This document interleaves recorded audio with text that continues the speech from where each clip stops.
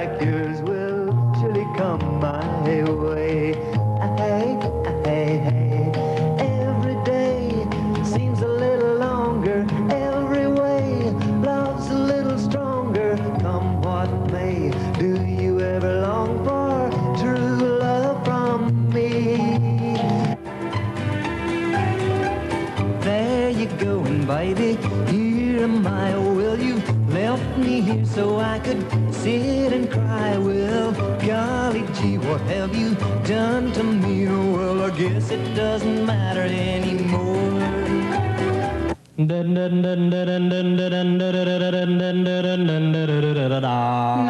I love you like I do. No, I do.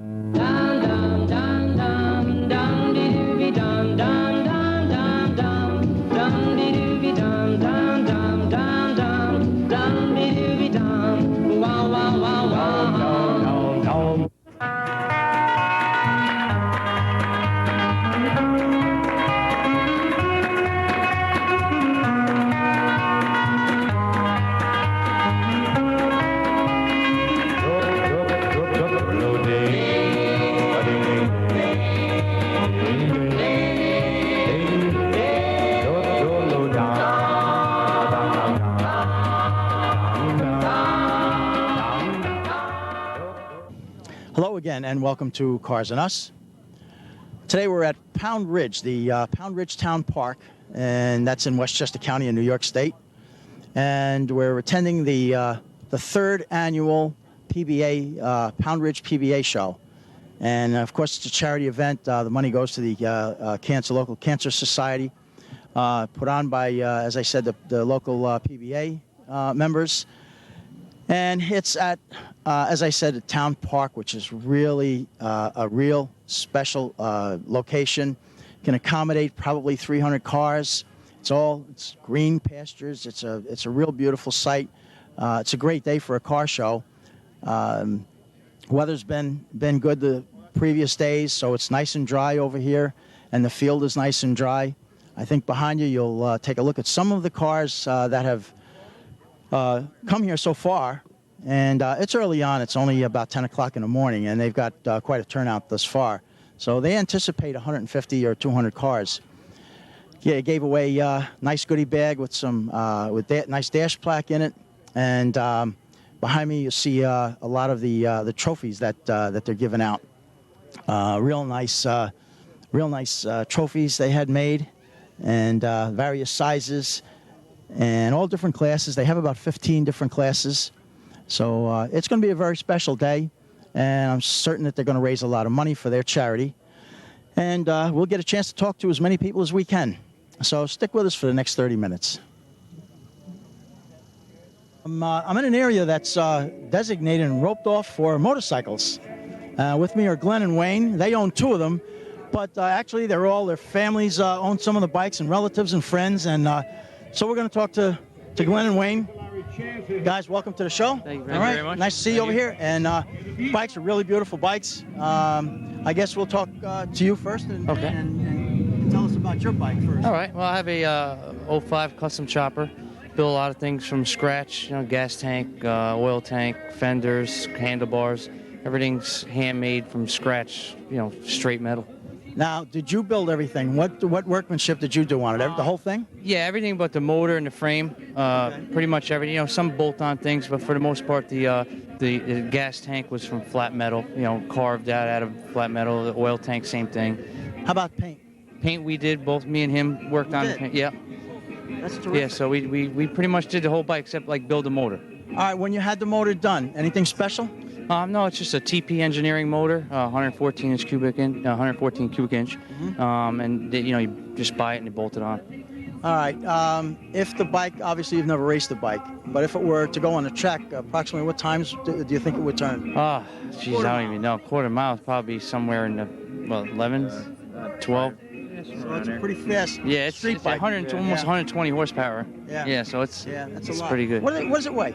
I probably weigh somewhere around 450 in that area.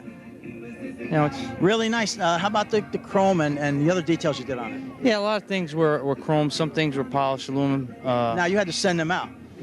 Most of the things we bought already chrome, so I didn't really send anything out. Not in this one. Painted a lot of things that normal people probably chrome. So. And how about yours? I have a 2002 Buell. It started out as a Buell, and I bought a frame from a company called Redneck Engineering, and they make a frame that's designated to use all the Buell components, into that frame, and handmade a lot of parts on it, and it's 100 horsepower, 100 foot-pounds of torque. Did all the custom painting on it. So it's another fast street bike. Yeah, pretty much. A lot lighter. What influenced you guys into getting into motorcycles as opposed to cars? Well, I own a body shop in Dutchess, and it's called Auto Elegance Collision. And Where? In Wappingers, right on 9D. Oh. And we're into cars, but we're more into bikes. You know what I mean? Right. We have both idols. Like I like Billy Lane. Billy Lane is probably one of my favorite, and Jesse James too. But Right, Billy of Lane course. is more like my style kind of bike. Yeah, I was going to ask you, who do you model your workmanship after? But you've answered that question already. Now, you guys are friends, longtime friends? Cousins, actually. Oh, you're related? Yeah. Oh, okay. All right. Now, tell us about something about the other bikes that are here. Well, there's a 87 lowrider here that's pretty much original. It's got some custom paint on it. And, What color is that one? That one is a candy brandywine. Candy Brandywine. Yep. Okay, that's like a maroon. Yeah, Right, similar to a maroon. There's also a. Whose bike is that? That's my father's bike. Oh, it is? Yep. Okay, where is he? I don't know. He's roaming around He's here. roaming somewhere. around, okay. Looking at the cars. All right, that's good. Okay. And how about the others? The other one I know of is a friend of mine's. It's a 2001 Heritage Softail. Pretty much all stock. It's got some chrome accessories on it, but it's more of a cruising bike. You get on it, Right. go away for a long weekend on it. Right. You know?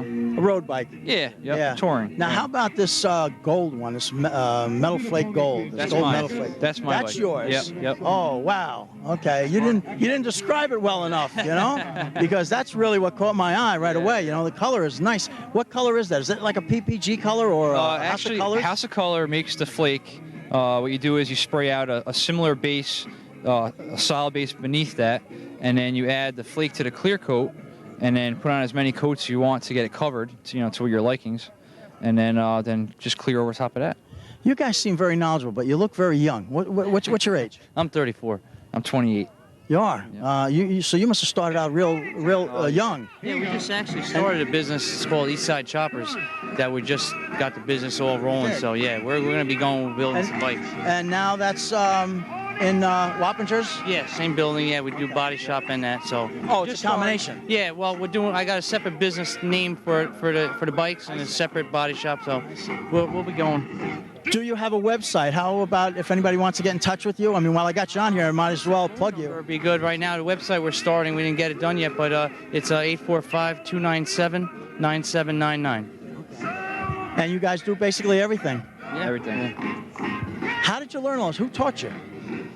It's kind of, if you're mechanically inclined, you can pretty much pick up, it's pretty easy, it's not too complicated. The fabrication is probably the hardest part of it.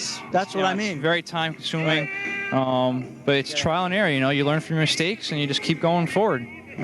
What do you like to build the most? I mean, what's your preference when you're going to build something? I like the fabrication part of it. I like making something that no one else has. Like on my bike, people look at it and say they'll never see that. They never saw it before. One So of a kind. I like shaping metal. I like that the You best. do? Yeah. Okay, so that's your area of expertise. Yeah, I like that. And yours, I take it, is paint? Yes, I like to paint. Terrific. You do a great job. Yeah, These yeah. paint job on your bike is just extraordinary. Thank you very Really, really nice. How is it riding that bike? I mean, it's so low, and it seems like you got to be hunched over. It's got to be uncomfortable. It's not as bad as I thought it was going to be as I was building it.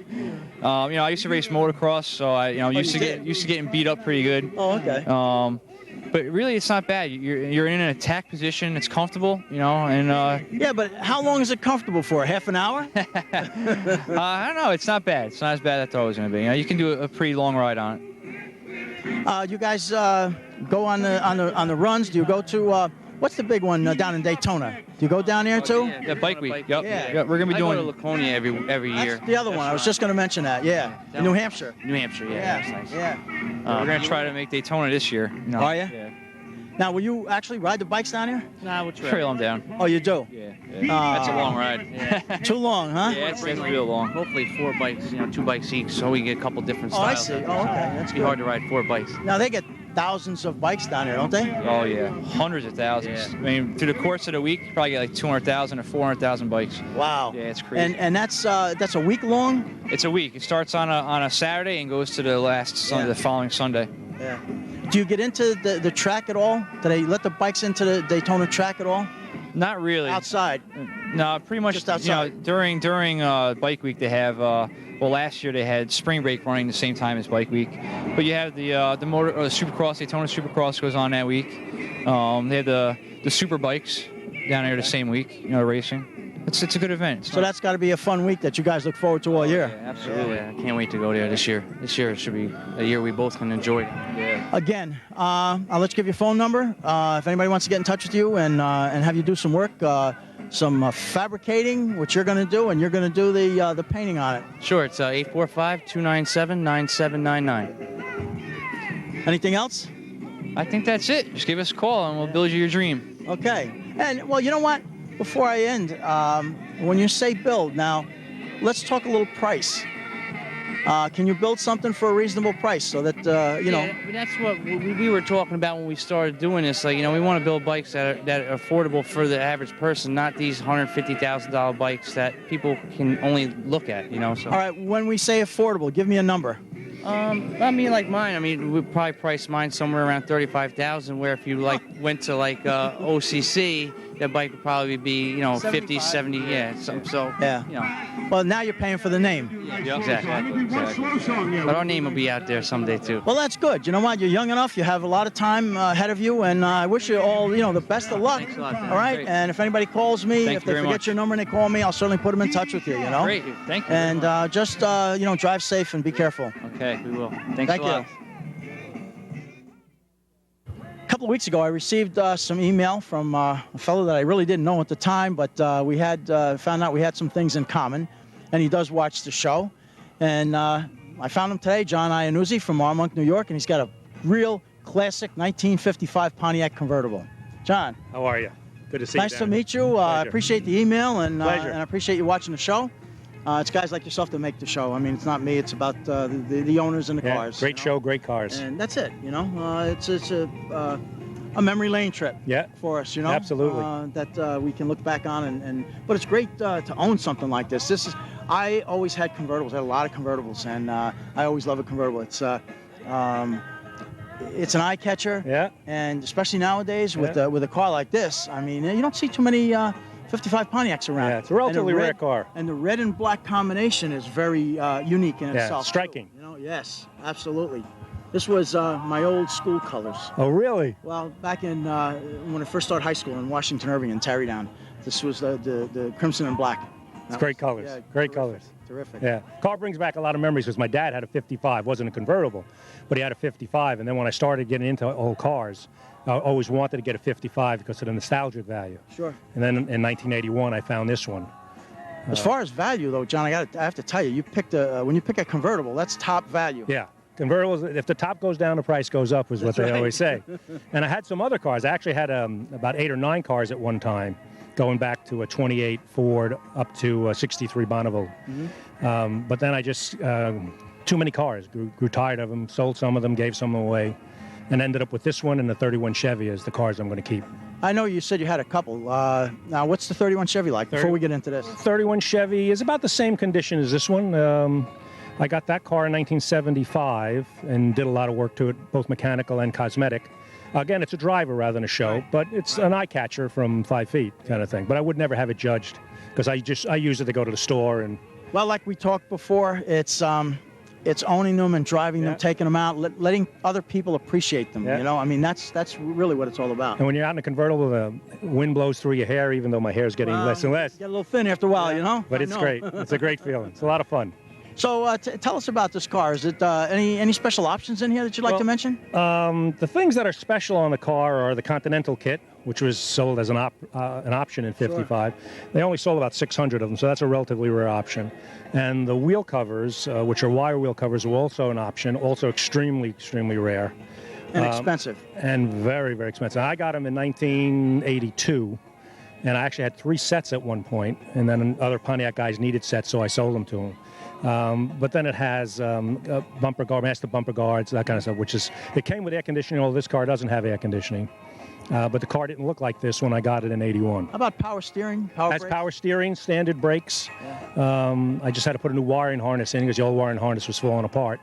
Doesn't get very great gas mileage, as no car from the 50 did. You know, that's the trade-off. Yeah, but it's still great. What kind of condition was it in when you found it? I mean, did you have to do a lot of work? When I got the car in 81, it didn't have an interior, had no gauges on the dash, only had a partial wire harness. The paint wasn't finished. It didn't have the Continental kit at that time, and most of the stainless steel on the sides, the moldings were all shot. So what did you do? Did you send it out, or did you, did you look for new? Some of it we had redone, but most of it I found either at Carlisle or Hershey or those kinds of places, and just stocked up on a lot of parts. I probably have 7,000 or 8,000 spare parts for the car. You name it, and I have it. Wow. That's good for the viewers to know. Anybody with a Pontiac out there is looking for parts. For that is so difficult. Chevys are relatively plentiful. Yes. 55 Pontiacs, for a variety of reasons, are very, very relatively rare and difficult to find parts. 55 is different parts than 56 in many cases. So I just acquired parts. So anytime you see anything, you get it? Anytime. Whether you need it or not? Whether it's on eBay or not. I mean, I think I have 15 front wheel bearing sets, and I just in case. Yeah. Because the car sat for a lot of years. I think I was telling you this before.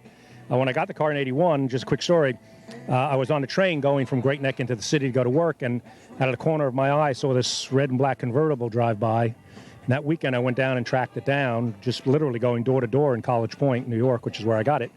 And I eventually found it and eventually got it, but it needed a fair amount of work.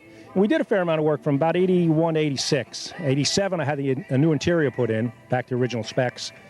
Brought it up to Armonk in 89, and then just lost interest for a whole series of reasons. The interest resparked last year. I spent 3 months getting the 31 back on the road, and about 9 months getting this one back on the road. I just got it back on the road August 1st.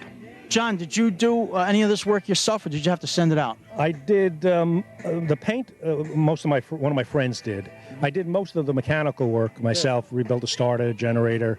I had to pull this winter. I had to pull everything off, the entire brake system, entire fuel system, and literally strip the entire engine compartment down to the block. We put new valve lifters in and et cetera. And I just had to build everything because the car sat for 15 years, and you can imagine everything that rusts and leaks after 15 years. So now the engine compartment looks relatively brand new. Speaking of leaks, have you ever been caught when the top is up? Have you ever been caught in the rain? Do you have any leaks? No, it never comes out in the rain. The reason it never comes out in the rain. No, I meant that you ever get caught. You ever been in a show and a storm came up and out of nowhere? I've had the car out on the road since about August 1st of this year. I've only taken it to 2 or 3 shows. This is one of them. I never take it out when it's going to rain. Just one of those little idiosyncrasies. No, that's fine. I wouldn't expect you to take it out. I'll show you later. It doesn't have a top on it yet. The top is under my it is? One of the guest rooms. It's going to go on probably this winter. Okay. I still have some things to do. I've got to replace the rear springs. They've sagged a little bit. Got to replace the hood hinges. Yeah. But, I've had it for 24, 25 years. That's terrific. Well, you were certainly persistent in seeking it out. Well, actually, I got to credit my wife for getting me back out there, because she kept on saying, either use it or sell it. Right. And eventually I said, okay, I'll go do it. But she's been very, very supportive. That's good. Yeah. Now, we're in the end of September, so there's a few shows coming up, Mamaroneck being one. I'm going to go there. And what have we got coming up? I'll have to check with Linda. Or I gave you cruise as I well. gave you the cruises too, but I gave you the website, the Tri-State Car Clubs. Yes, and I went to it, and that's where I found how many shows there are. It's amazing how long it took me to figure out where all the shows were. But there's a lot of shows and a lot of cruise nights, which are also very, very helpful. Yeah, well, Scott does a good job maintaining that site, and it's the foremost website of any, bar none, and he's got everything on there. Anybody that sends him anything, he makes an extra effort to put it on, and tell you about it. So An excellent site. That's the site. Yeah, New Jersey, New York, and Connecticut site, just beautiful. Great site, very helpful.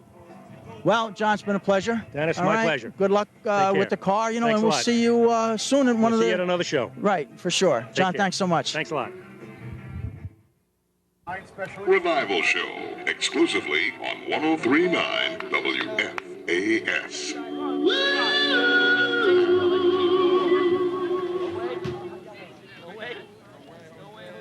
All right, the award ceremony be forthcoming, and Billy and the whole gang will take it away.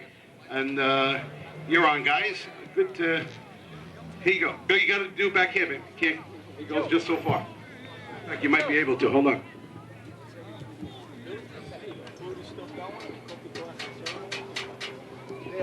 That's it. That's the best you can get. Okay, thank you, Johnny Z. We still got plenty of food left, guys. If you want to grab something before we close here, we got. I got that. We got 31 trophies to give away. So if everyone wants to come up here and gather around, we'll give out the trophies. Okay. 50-50 right now is $680. So if you want to get a last-minute chance at the 50-50, we're going to pull that in a couple minutes.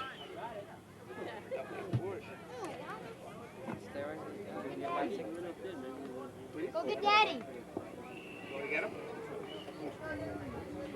Once again, on behalf of the Pound Ridge PBA and the Pound Ridge Business Association, I want to thank everybody for showing up today. We got a beautiful day. Tommy's family is here, and I told him before, I think Tommy Pisco is responsible for this beautiful weather. So we miss him dearly, but in our hearts, he's here with us. So come on, gather around. We want to give these trophies out.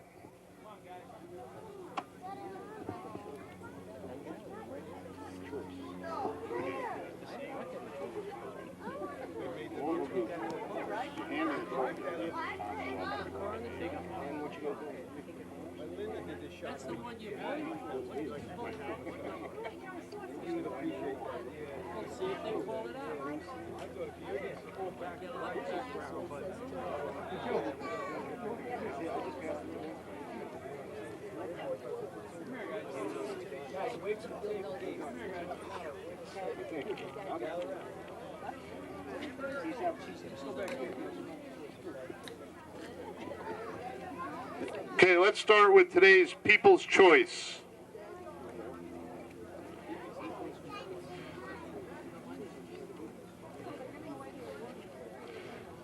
People's Choice, sponsored by the Pound Ridge Business Association. Number 53, it's a 1929 Roadster, People's Choice. 1929 Marquette Roadster, beautiful car. Marquette Roadster, beautiful car. Wow.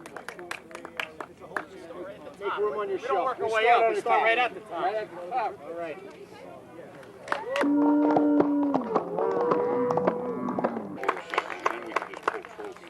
Congratulations. Thank you. Best motorcycle, sponsored by Marshall Oil Company. Thank you, Ernie Marshall. It's an 05 Custom Chopper, number 99. Glenn Castelli. Beautiful bike.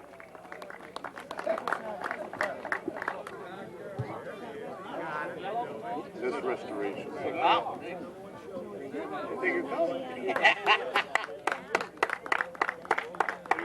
Record on it. Okay, best restoration, sponsored by Great Atlantic Trophy Company. That's where we got our trophies from. Best restoration is a 1950 Ford Custom Club, number 54, Cal Casera.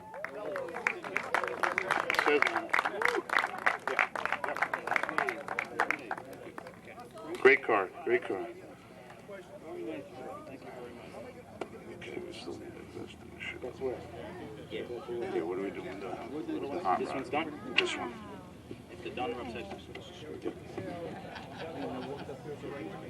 Anyone? Okay, it's going to be by Chubby's Hardware. Okay, Classic Foreign Pre-War, sponsored by Chubby's Hardware. Thank you, Joe. And Joe goes to an SS 100 3.5 38 Jaguar. Brian Benny, number 41. You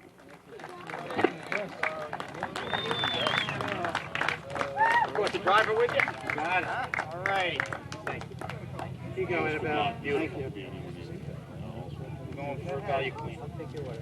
Okay, custom lead sled. It's a 1950 Merc, number 70.